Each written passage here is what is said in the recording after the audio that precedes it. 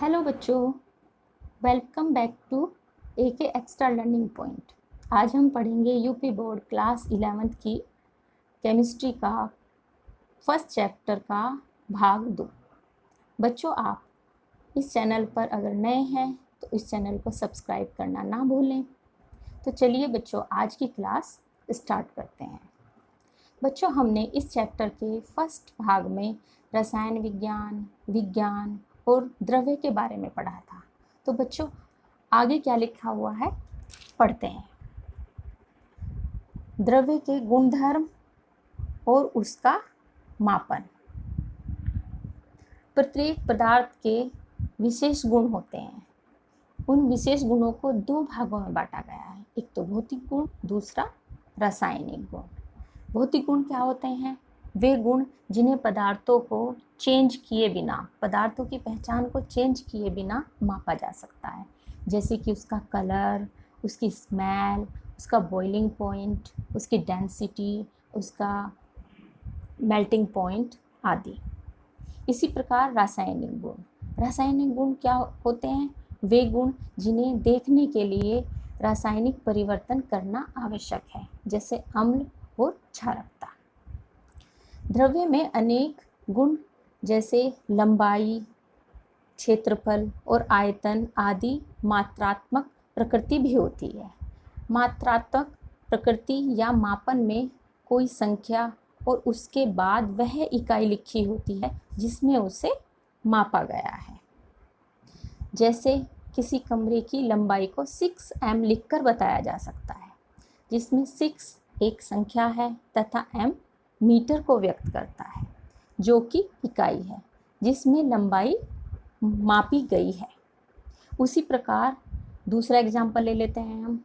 किसी थाली में 10 kg आम रखे हुए हैं, जिसमें 10 एक संख्या है तथा kg किलोग्राम को व्यक्त करता है, जो कि एक इकाई है, तथा जिसमें द्रव्यमान मापा गया है। वर्ल्ड के विभिन्न भागों में दो विभिन्न पद्धतियां, अंग्रेजी पद्धति और मीट्रिक पद्धति का उपयोग किया जाता है। 18वीं शताब्दी में फ्रांस में मीट्रिक पद्धति का विकास हुआ। यह एक दशमलव प्रणाली पर आधारित पद्धति है। मात्रकों की अंतर्राष्ट्रीय पद्धति। मात्रक यूनिट की अंतर्राष्ट्रीय पद्धति सिस्टम इंटरनेशनल, SI बोलते हैं जिसको हम, को सन 1960 में भार और माप के 11वें सर्व सम्मेलन CGPM में स्वीकृत किया गया। SI पद्धति में 7 बेसिक यूनिट हैं, जो कि तालिका नंबर 1.1 में दी गई हैं। बच्चों देखो, ये 7 दी हुई हैं, जैसे शुरू में लिखा हुआ है लंबाई, द्रव्यमान, समय, विद्युत धारा, तापक्रम, पदार्थ की मात्रा, ज्योति, तीव्रता। ये क्या है? हमारी 7 बेसिक यूनिट हैं SI की।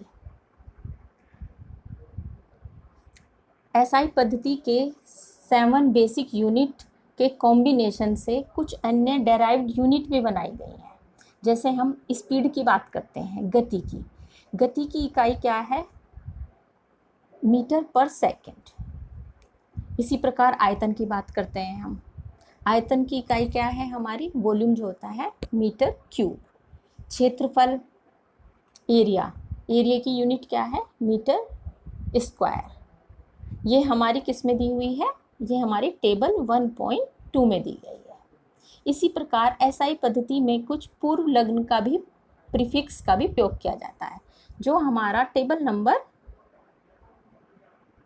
1.3 में दिया गया है। जैसा कि इसमें दिया गया है कि सबसे ऊपर 10-24 लिखा हुआ है, तो इसको हम क्या लिखेंगे? योक्टो लिख देंगे। 10-21 लिखा हुआ है, इसको जैप्टो लिख देंगे। इस तरह से ये पूरी सीरीज हमारी दी गई है। अब बच्चों, हम पढ़ेंगे इसमें द्रव्यमान और भार। द्रव्यमान और भार में क्या डिफरेंस है? किसी पदार्थ का द्रव्यमान उसमें उपस्थित द्रव्य की मात्रा है, जबकि वस्तु का भार उस पर लगने वाला गुरुत्व बल है। पदार्थ का द्रव्यमान हमेशा एक रहता है, लेकिन उसका भार स्थान बदलने के साथ बदल जाता है। प्रयोगशाला में किसी भी पदार्थ का, सब्सटेंस का द्रव्यमान यथार्थतापूर्वक या एक्यूरेसी के लिए उसमें जो बैलेंस होती है हमारी वैश्लेषिक तुला या बैलेंस का प्रयोग किया जाता है। एसआई पद्धति में द्रव्यमान किलोग्राम में मापा जाता है, लेकिन किलोग्राम जो है वो हमारी बहुत बड़ी यूनिट है। इतनी बड़ी यूनिट हमें उसमें प्रयोगशाला में ज़रूरत ही नहीं होती, तो हम क्या उसको ग्राम में वो करते हैं। लेकिन अगर हम एसआई पद्धति की बात करें तो उसमें तो ग्राम का कहीं हमने नाम ही नहीं सुना। तो इसके लिए स्टूडेंट हम अन्य भौतिक राशियाँ हैं हमारी 3, उनके बारे में बात करते हैं। सबसे पहले कौन सी है हमारी CGS पद्धति है, जिसे हम सेंटीमीटर ग्राम सेकंड पद्धति भी बोलते हैं। इस पद्धति में लंबाई को हम सेंटीमीटर में काउंट करते हैं, लिखते हैं। भार को हम ग्राम में करते हैं, समय को सेकंड में करते हैं। नंबर 2 FPS पद्धति, इसको हम फुट पाउंड सेकंड पद्धति कहते हैं। ये ब्रिटिश पद्धति है। इस पद्धति में लंबाई को फुट में, भार को पाउंड में तथा समय को सेकंड में मापते हैं। इस पद्धति में तापमान को फ़ारेनहाइट में मापते हैं। इसका प्रचलन इंग्लैंड में किया जाता है। अब बात करते हैं हम तीसरी MKS पद्धति। इसे मीटर किलोग्राम सेकंड पद्धति कहा जाता है। इसका संशोधित रूप हमारा SI पद्धति जो है, इसका संशोधित रूप है। SI पद्धति में मात्रकों को की 10 की घात पर आधारित होने के कारण हम क्या है, सुविधाजनक माना जाता है। जब हमने बहुत बड़ी संख्या है उसको घात में अगर लिख लेंगे तो हम इजी गोइंग उसको, कोई भी क्वेश्चन दिया हुआ है उसको हम सोल्व कर सकते हैं। अब इन तीनों भौतिक राशियों को हम एक दूसरे में परिवर्तित भी कर सकते हैं। जैसे हम लंबाई की बात करते हैं, SI पद्धति में लंबाई को क्या बोलते हैं हम, 1 मीटर। 1 मीटर को अगर हम CGS की बात करें तो 1 मीटर हमारा होता है 100 सेंटीमीटर के बराबर, और वो 100 सेंटीमीटर हमारे किसके बराबर होगा। अगर हम तीसरी पद्धति की बात करें FPS की, तो वो होगा हमारा 3.2808 फुट। इसी तरह से हम दूसरी बात करते हैं द्रव्यमान की। द्रव्यमान को हम SI पद्धति में क्या यूनिट है हमारी, इकाई जो बोल रहे हैं हम, kg, किलोग्राम। तो 1 किलोग्राम को हम अगर CGS में बात करें तो क्या लिखेंगे, 1000 यानी कि 1000 ग्राम। उसको FPS में क्या बोलेंगे, 2.2046 पाउंड। तो इस तरह से बच्चों अगर हमें SI यूनिट दी हुई है और हमें जो है उसे CGS में चेंज करना है तो हमें ये कुछ टर्म जो है याद रखनी होंगी, जिससे कि हम उसको आसानी से कर सकते हैं। अब बच्चों हम बात करते हैं आयतन की। SI पद्धति में आयतन का मात्रक m³ होता है, परंतु जब हम लैब में कोई भी एक्सपेरिमेंट कर रहे होते हैं तो हमें इतने बड़े आयतन की ज़रूरत नहीं होती, तो इसको हम किस में चेंज कर लेते हैं, CGS। हमें बहुत छोटी अमाउंट चाहिए तो हम इसे CGS में चेंज करके इस आयतन को सेंटीमीटर क्यूब या डेसीमीटर क्यूब में व्यक्त करते हैं। द्रवों के आयतन को मापने के लिए हम क्या यूज़ करते हैं, लीटर मात्रक का प्रयोग करते हैं, जो कि हमारी SI यूनिट नहीं है। 1 लीटर को हम वैसे चेंज करेंगे तो वो हमारा क्या हो जाएगा, 1000 ml के बराबर होता है। और 1000 ml किसके बराबर होता है, 1000 सेंटीमीटर क्यूब। और 1 सेंटीमीटर क्यूब किसके बराबर होती है, 1 डेसीमीटर क्यूब के बराबर होती है। प्रयोगशाला में द्रवों के विलीनों को आयतन नापने के लिए हम क्या करते हैं बेटे, उसमें हमारे पास ब्यूरेट, पिपेट, सिलेंडर, ये टाइप के आइटम होते हैं जो कि इसमें नीचे देखिए आप, इसमें दिए हुए हैं, इनसे मापते हैं। अब बात करते हैं बच्चों हम घनत्व की। घनत्व क्या होता है, किसी पदार्थ का घनत्व प्रति इकाई आयतन का द्रव्यमान होता है। यानी कि घनत्व बराबर क्या हुआ, द्रव्यमान बटे आयतन।